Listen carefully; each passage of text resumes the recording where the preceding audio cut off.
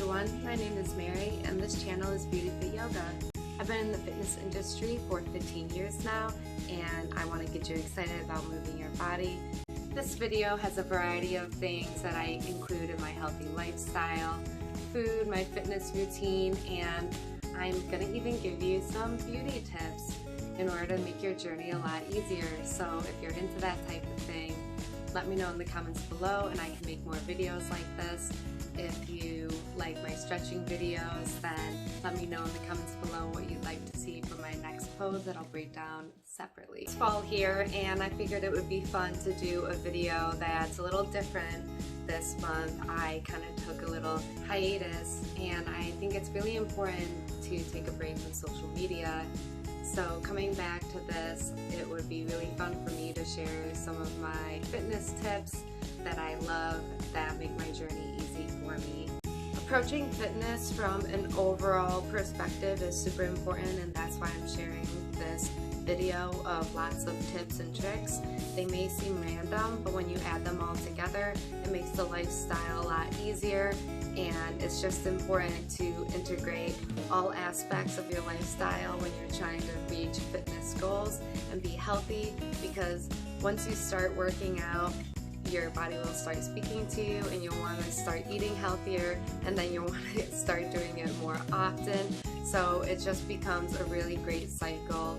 Once you start feeling amazing and you get into a routine. I had a lot of fun making it, and it really let me share with you a little bit more of my personality in this one. So anyway, that's enough talking. Let's get to the food, fitness, and flexing. I hope you enjoy this video.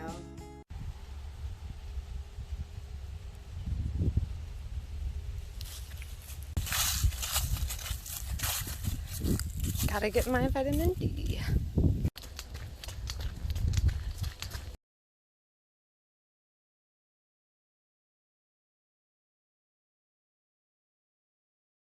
That right there, that's a nice tree. After I go running, I like to stretch out my hips. I make sure I do lots of half monkey kings and lunge poses with the stretching routine that I normally do after I go running. It's just very important to make sure that your hips stay nice and stretched.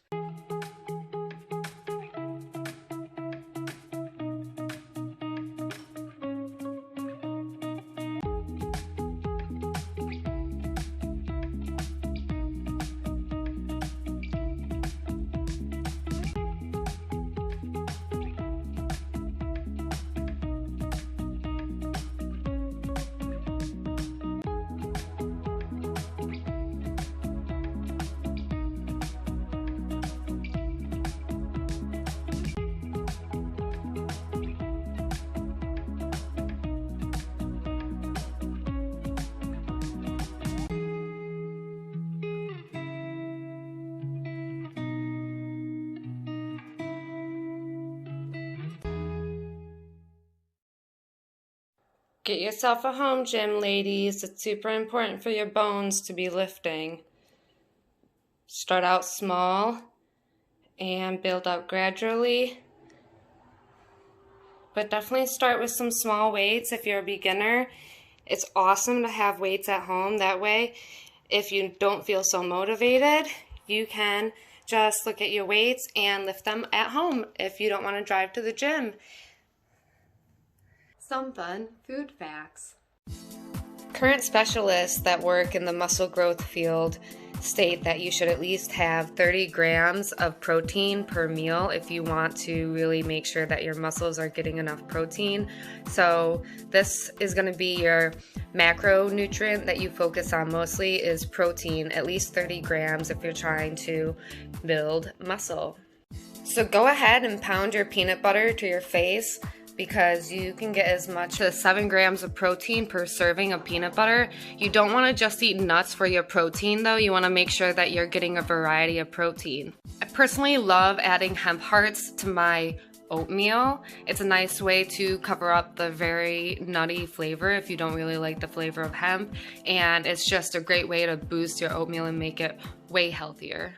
The ectoderm on most fruits and vegetables or seeds will give you the highest nutrient count for that part of the fruit. So it's really important to keep the skin on if you want to get the most nutrients out of the fruit that you are eating or the seed that you are eating.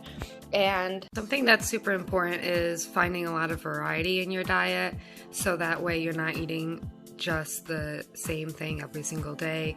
You can get really bored with that, and also it's the healthiest for your gut.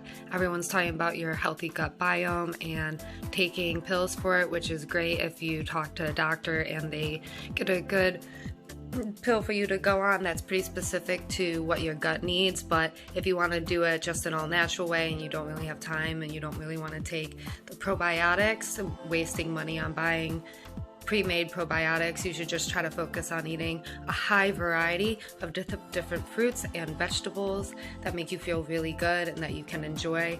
There's tons and tons of recipes online for a lot of really simple, delicious meals to find a variety of fruits and vegetables that you can have. And it's very important to have locally grown things. So local, that's within the range of about 1,000 miles per your location. So look for any local farms and support local farms, because that's the best type of business to support. This season for fall, some local fruits and vegetables that are in season for upstate New York is apples and butternut squash, more apples, garlic, pumpkin. People are a huge fan of pumpkin for this season. You can cook it in so many different ways, and you can eat the seeds. Don't throw out your seeds if you're carving your pumpkins. There's so many delicious recipes in order to have flavor, and pumpkin seeds have a high content of protein. And another type of squash. There's all sorts of different types of squashes this season. I always have a big thing of leafy greens in my fridge, so that way I can have a salad with most meals, so that way I can make sure I'm pounding down my greenery and trying to get a variety of things. This is just like a spring mix with spinach, kale, arugula, all those good things. Tonight I'll probably just have some split pea soup that I'll make. And this has a ton of protein, 8 grams of protein per serving for these as well. They're really nice because these ones you don't have to soak. Having this with some rice will make the peas a full protein. This is my starter for sourdough. It's a really good source of those whole food prebiotics and probiotics that I mentioned before. This is really simple to make. It's just water, salt, and flour, and it just takes a little bit of patience. But this is really awesome and delicious when you do make it and put in the time. This is a great source of probiotic and prebiotic for that healthy gut. This is how amazing homemade bread looks. And it comes right out of the oven. It smells so good, but this is the sourdough when it's all made up. So this is an awesome whole food pre and probiotic. The bubbles that you see in the bread were the reactions the bacteria had when you baked it. So you don't use yeast, because I showed you the starter. The starter creates the bubbles, which makes the bread rise.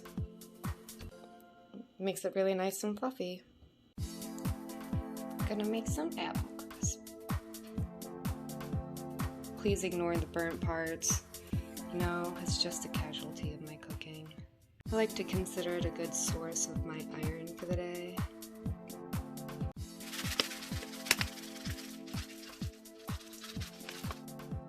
Sneaking in your protein. These are okay to have for every once in a while. They have a ton of sugar in them, but they're just convenient for this super fast apple crisp that I'm making. And I'm gonna throw it on top.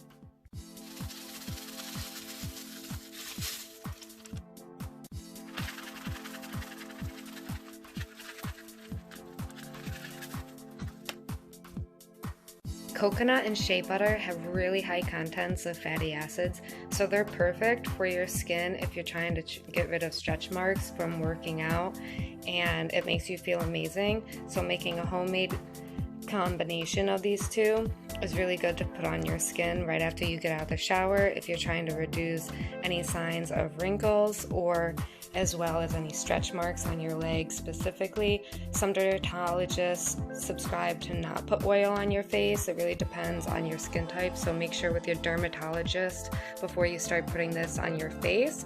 But as far as putting it on your legs and your arms to get rid of stretch marks, it's really amazing and toning because of the high concentrate of fatty acids they both provide.